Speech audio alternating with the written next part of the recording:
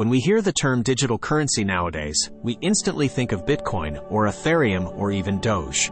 Oh my, Doge. Anyway, the point is that even though cryptocurrency is a type of digital currency, the foundation for it was established many years ago, before you and me declared bankruptcy because we bought Cardano. First of all, let's start with some basics. Any form of electronic money is in fact digital currency. Your net worth of $3 in your bank account is digital currency.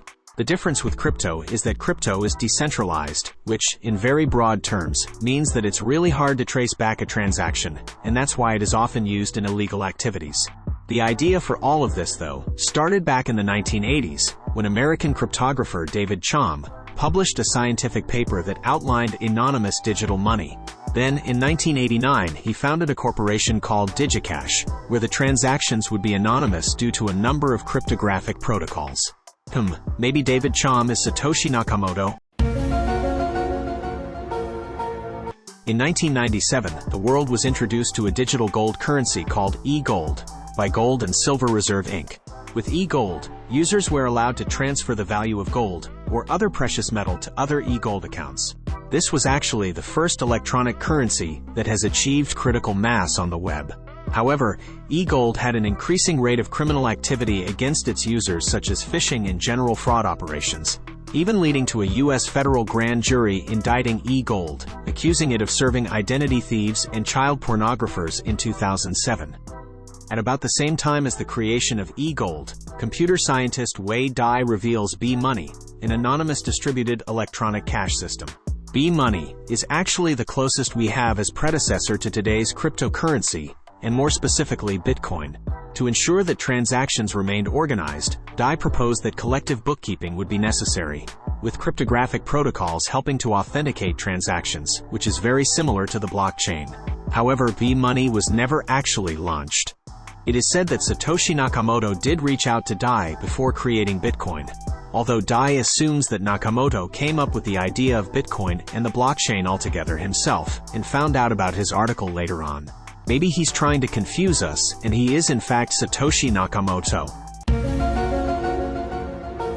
There were other attempts of what we call cryptocurrencies today before Bitcoin, but they were extinguished at the turn of the century. The creation of Bitcoin in 18th of August 2008 by Satoshi Nakamoto, which his true identity is still a mystery to this day, and later its success wasn't accidental at all. In 2008, due to the financial crisis, people started looking for alternatives, thus giving traction to Bitcoin. As long as people accept the coin and utilize it, its price will grow more and more.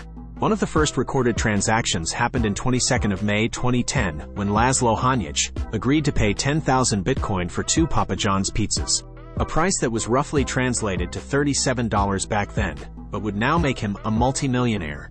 And by the way, he went on to spend about 100,000 Bitcoin on pizzas that summer, a phrase that all of us would think is just a dumb internet myth today. But let's move on before I go crazy.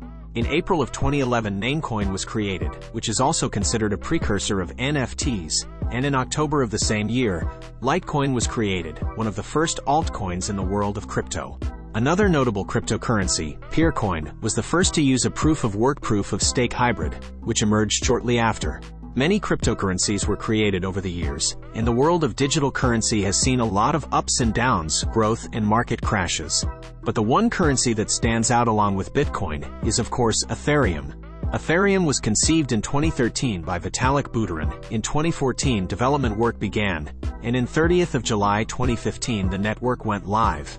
Ethereum is the second cryptocurrency in capital after Bitcoin, making it one of the strongest contenders in overtaking Bitcoin for many. But of course, this is just a matter of opinion. Fast forward to recent years, in June 2021 El Salvador became the first country to accept Bitcoin as payment. So Laszlo, if you're ever in El Salvador, feel free to buy some pizzas with your Bitcoin. In August 2021, Cuba followed to recognize and regulate cryptocurrencies. On the other hand, in September of 2021, China declared all cryptocurrency transactions illegal.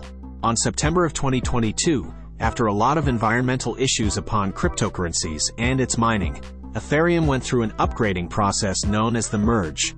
Vitalik stated that this upgrade cuts Ethereum's energy use and carbon dioxide emissions by 99.9%.